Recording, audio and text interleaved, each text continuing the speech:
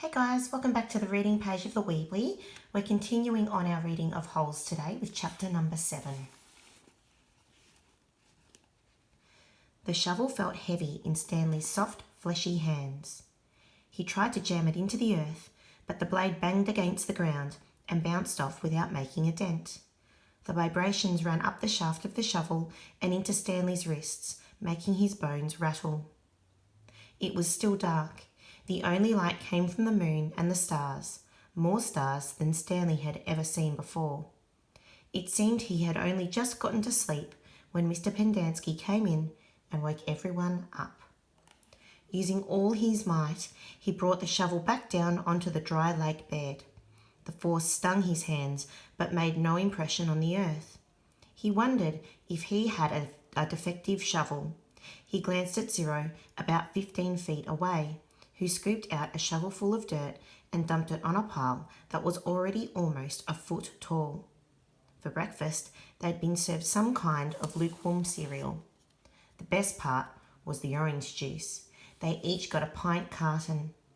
The cereal actually didn't taste too bad, but it had smelled just like his cot. Then they filled their canteens, got their shovels, and were marched out across the lake. Each group was assigned a different area. The shovels were kept in a shed near the showers. They all looked the same to Stanley, although X-Ray had his own special shovel, which no one else was allowed to use. X-Ray claimed it was shorter than the others, but if it was only by a fraction of an inch. The shovels were 5 feet long, from the tip of the steel blade to the end of the wooden shaft. Stanley's hole would have to be as deep as his shovel, and he'd have to be able to lay the shovel flat across the bottom in any direction. That was why X-Ray wanted the shortest shovel. The lake was so full of holes and mounds that it reminded Stanley of pictures he'd seen of the moon. If you find anything interesting or unusual, Mr. Pendanski had told him, you should report it to either me or Mr. Sir when we come around with the water truck. If the warden likes what you found, you'll get the rest of the day off. What are we supposed to be looking for? Stanley asked him. You're not looking for anything. You're digging to build character. It's just if you find anything, the warden would like to know about it. He glanced helplessly at his shovel. It wasn't defective. He was defective. He noticed a thin crack in the ground. He placed the point of his shovel on top of it, then jumped on the back of the blade with both feet. The shovel sank a few inches into the packed earth. He smiled. For once in his life, it paid to be overweight. He leaned on the shaft and pried up his first shovel full of dirt, then dumped it off to the side. Only 10 million more to go, he thought, then placed the shovel back in the crack and jumped on it again. He unearthed several shovelfuls of dirt in this manner, before it occurred to him that he was dumping his dirt within the perimeter of his hole. He laid his shovel flat on the ground and marked where the edges of his hole would be. 5 feet was awfully wide. He moved the dirt he'd already dug up past this mark. He took a drink from his canteen. 5 feet would be awfully deep too. The digging got easier after a while. The ground was hardest at the surface, where the sun had baked a crust about 8 inches deep. Beneath that, the earth was looser. But by the time Stanley broke past the crust, a blister had formed in the middle of his right thumb, and it hurt to hold the shovel. Stanley's great-great-grandfather was named Elya Yelnats. He was born in Latvia. When he was 15 years old, he fell in love with Myra Menke. He didn't know he was Stanley's great-great-grandfather. Myra Menke was 14. She would turn 15 in 2 months, at which time her father had decided she should be married. Elia went to her father to ask for her hand, but so did Igor Barkov, the pig farmer. Igor was 57 years old. He had a red nose and fat, puffy cheeks. I will trade you my fattest pig for your daughter, Igor offered. And what have you got? Myra's father asked Elia. A heart full of love, said Elia. I'd rather have a fat pig, said Myra's father. Desperate, Elia went to see Madame Zeroni, an old Egyptian woman who lived on the edge of town. He had become friends with her, though she was quite a bit older than him. She was even older than Igor Barkov. The other boys of his village liked to mud wrestle. Elia preferred visiting Madame Zeroni and listening to her many stories. Madame Zeroni had dark skin and a very wide mouth. When she looked at you, her eyes seemed to expand, and you felt like she was looking right through you.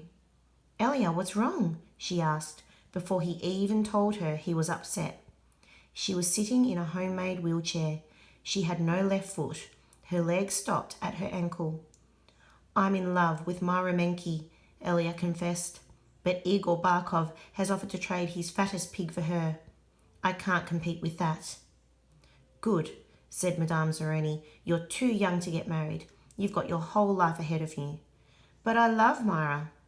"Myra's head is as empty as a flower pot." "But she's beautiful." "So is a flower pot." "Can she push a plough?" "Can she milk a goat?" "No, she is too delicate." "Can she have an intelligent conversation?" "No, she is silly and foolish." "Will she take care of you when you are sick?" "No, she is spoiled and will only want you to take care of her." "So she is beautiful. So what? Ptooey!" Madame Zeroni spat on the dirt. She told Elia that he should go to America. "Like my son, that's where your future lies, not with Myra Menke." But Elia would hear none of that. He was 15, and all he could see was Myra's shallow beauty. Madame Zeroni hated to see Elia so forlorn. Against her better judgment, she agreed to help him. "It just so happens my sow gave birth to a litter of piglets yesterday," she said. "There is one little runt whom she won't suckle. You may have him. He would die anyway." Madame Zeroni led Elia around the back of her house where she kept her pigs. Elia took the tiny piglet, but he didn't see what good it would do him. It wasn't much bigger than a rat. "He'll grow," Madame Zeroni assured him. "Do you see that mountain on the edge of the forest?" "Yes," said Elia. "On the top of the mountain there is a stream where the water runs uphill. You must carry the piglet every day to the top of the mountain and let it drink from the stream. As it drinks, you are to sing to him." She taught Elia a special song to sing to the pig. "On the day of Myra's 15th birthday, you should carry the pig up the mountain for the last time. Then take it directly to Myra's father. It will be fatter than any of Igor's pigs." "If it is that big and fat," asked Elia, "how will I be able to carry it up the mountain?" "The piglet is not too heavy for you now, is it?" she asked Madame Zeroni. "Of course not," said Elia. "Do you think it will be too heavy for you tomorrow?" "No. Every day you will carry the pig up the mountain. It will get a little bigger, but you will get a little stronger. After you give the pig to Myra's father, I want you to do one more thing for me." "Anything," said Elia. "I want you to carry me up the mountain. I want to drink from the stream, and I want you to sing the song to me." Elia promised he would. Madame Zeroni warned that if he failed to do this, he and his descendants would be doomed for all of eternity. At the time, Elia thought nothing of the curse. He was just a 15-year-old kid, and eternity didn't seem much longer than a week from Tuesday. Besides, he liked Madame Zeroni and would be glad to carry her up the mountain. He would have done it right then and there, but he wasn't yet strong enough. Stanley was still digging. His hole was about 3 feet deep, but only in the centre. It sloped upwards to the edges. The sun had only just come up over the horizon, but he already could feel its hot rays against his face. As he reached down to pick up his canteen, he felt a sudden rush of dizziness and put his hands on his knees to steady himself. For a moment, he was afraid he would throw up, but the moment passed. He drank the last drop of water from his canteen. He had blisters on every one of his fingers and one in the centre of each palm. Everyone else's hole was a lot deeper than his. He couldn't actually see their holes, but could tell by the size of their dirt piles. He saw a cloud of dust moving across the wasteland and noticed that the other boys had stopped digging and were watching it too. The dirt cloud moved closer, and he could see that it trailed behind a red pickup truck. The truck stopped near where they were digging, and the boys lined up behind it. X-ray in front, Zero at the rear. Stanley got in line behind Zero. Mr. Sir filled each of their canteens from a tank of water in the bed of the pickup. As he took Stanley's canteen from him, he said, "This isn't the Girl Scouts, is it?" Stanley raised and lowered one shoulder. Mr. Sir followed Stanley back to his hole to see how he was going. You better get with it," he said, "or else you're going to be digging in the hottest part of the day." He popped some sunflower seeds into his mouth, deftly removed the shells with his teeth, and spat them into Stanley's hole. Every day, Elia carried the little piglet up the mountain and sang to it as it drank from the stream. As the pig grew fatter, Elia grew stronger. On the day of Myra's 15th birthday, Elia's pig weighed over 50 stones. Madame Zeroni had told him to carry the pig up the mountain on that day as well. But Elia didn't want to present himself to Myra smelling like a pig. Instead, he took a bath. It was his second bath in less than a week. Then he led the pig to Myra's. Igor Barkov was there with his pig as well. "These are two of the finest pigs I've ever seen," Myra's father declared. He was also impressed with Elia, who seemed to have grown bigger and stronger in the last 2 months. "I used to think you were a good-for-nothing book reader," he said, "but I see now you could be an excellent mud wrestler." "May I marry your daughter?" Elia boldly asked. "First, I must weigh the pigs." Alas, poor Elia should have carried his pig up the mountain one last time. The two pigs weighed exactly the same. Stanley's blisters had ripped open and new blisters formed. He kept changing his grip on the shovel to try to avoid the pain. Finally, he removed his cap and held it between the shaft of his shovel and his raw hands. This helped, but digging was harder because the cap would slip and slide. The sun beat down on his unprotected head and neck. Though he tried to convince himself otherwise, he'd been aware for a while that his piles of dirt were too close to his hole. The piles were outside his 5-foot circle, but he could see he was going to run out of room. Still, he pretended otherwise and kept adding more and more dirt to the piles that he would eventually have to move. The problem was that when the dirt was in the ground, it was compacted. It expanded when it was excavated. The piles were a lot bigger than his hole was deep. It was either now or later. Reluctantly, he climbed up out of the hole and once again dug his shovel into his previously dug dirt. Myra's father got down on his hands and knees and closely examined each pig, tail to snout. "Those are two of the finest pigs I have ever seen," he said at last. "How am I to decide? I have only one daughter." "Why not let Myra decide?" suggested Elia. "That's preposterous," exclaimed Igor, expelling saliva as he spoke. "Myra is just an empty-headed girl," said her father. "How can she possibly decide when I, her father, can't?" "She knows how she feels in her heart," said Elia. Myra's father rubbed his chin. Then he laughed and said, "Why not?" He slapped Elia on the back. "It doesn't matter to me. A pig is a pig." He summoned his daughter. Elia blushed when Myra entered the room. "Good afternoon, Myra," he said. She looked at him. "You're Elia, right?" she asked. "Myra," said her father. "Elia and Igor have each offered a pig for your hand in marriage. It doesn't matter to me. A pig is a pig. So I will let you make the choice. Whom do you wish to marry?" Myra looked confused. "You want me to decide?" "That's right, my blossom," said her father. "Gee, I don't know," said Myra. "Which pig weighs more?" "They both weigh the same," said her father. "Golly," said Myra. "I guess I choose Elia? No, Igor. No, Elia. No, Igor? Oh, I don't know. I'll think of a number between 1 and 10. I'll marry whoever guesses the closest number." "Okay, I'm ready." 10, guessed Igor. Elia said nothing.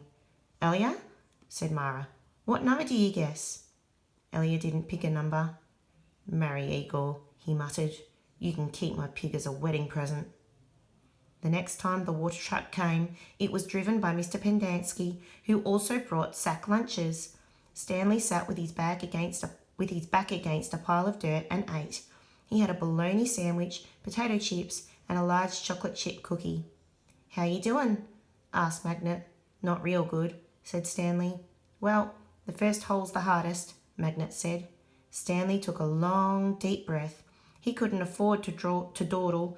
He was way behind the others, and the sun just kept getting hotter.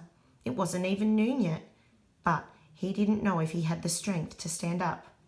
He thought about quitting. He wondered what they would do to him. What could they do to him? His clothes were soaked with sweat. In school, he had learned that sweating was good for you. It was nature's way of keeping you cool. So why was he so hot? Using his shovel for support, he managed to get to his feet. Where are we supposed to go to the bathroom? He asked Magnet.